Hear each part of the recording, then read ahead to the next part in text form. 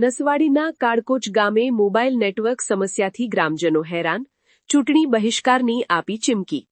1000ની વસ્તી ધરાવતા ગામમાં નેટવર્કની સમસ્યાથી ગ્રામજનો હેરાન, ગામના યુવાનોએ ભેગા થઈ મોબાઈલ નેટવર્ક સમસ્યાની આપવીતી જણાવી, મીડિયા આ પ્રશ્ન હલ કરાવે તેવો યુવાનોને આશય। મોબાઈલ નેટવર્કની સમસ્યા હલ કરવા અનેક રજૂઆત બાદ પણ પ્રશ્નો હલ ન કરાતા ગ્રામજનોમાં રોષ ભભૂકી ઉઠ્યો છે, સાથે જ ચૂંટણી બહિષ્કાર અને આંદોલનની ચીમકી ઉચ્ચારી છે। ટેકનોલોજીના યુગમાં ગામમાં મોબાઈલ નેટવર્ક ન આવે એ કેટલું યોગ્ય? ઘરમાં જો મિત્રો, આ ઘરમાં છે ને બિલકુલ બી નથી આવતું, તો કોલ કેવી રીતના કરવાનો જોઈ લો। નો સર્વિસ બિલકુલ જ નથી, એક પોઈન્ટ ટાવર નથી। તમે લાઈવ તમને દેખાડી દઉં કે જોઈ શકો છો, હાલમાં બિલકુલ બી નેટવર્ક નથી। જોઈ લો, મોબાઈલમાં આવીને તમે બિલકુલ બી નથી, જોઈ લો। હર ઘરમાં 3-4 ફોન છે અને ટોટલ રિચાર્જ તમે જાણતા જ હશો કે જીઓના રિચાર્જ આજે કેટલા મોંઘા થઈ ગયા છે।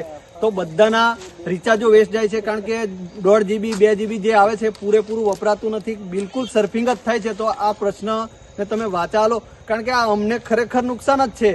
કંપનીવાળાઓએ આજે પોતપોતાના મન ફાવે એ પ્રમાણે ભાવ વધારી દીધા છે। જ્યારે ફાવે તો તમે પૈસા લો છો તો સુવિધા કેમ નથી આપતા? સુવિધા તમારે આપવી જ જોઈએ। ખરેખર અમે તમને પૈસા ચૂકવીએ છીએ તો અમારો હક બને છે કે તમે સુવિધા આપો। તો જલ્દીમાં જલ્દી અમારો આ સોલ્યુશન આવશે, નહીં આવે તો અમે ગાંધી ચિંધ્યા માગે, પછી અમે આંદોલન બી કરીશું, પછી ચૂંટણી બહિષ્કાર કરીશું। લાગતા વળગતા નેતાઓને બી જણાવીએ કે અમારા ગામમાં તમને એન્ટ્રી તક નહીં આપીએ। બરાબર, સહેમત છો બધા? સહેમત છે।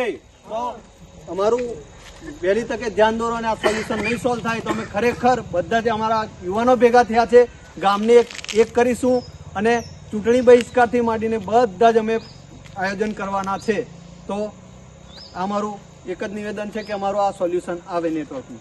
કે અમારા ગામમાં આજે લગભગ આમ સમજો ને વર્ષ થઈ ગયું, ફેબ્રુઆરીમાં થી ચાલુ છે। અમારા ગામમાં નેટવર્કનો બહુ પ્રોબ્લેમ છે, નેટવર્ક આવતું જ નથી।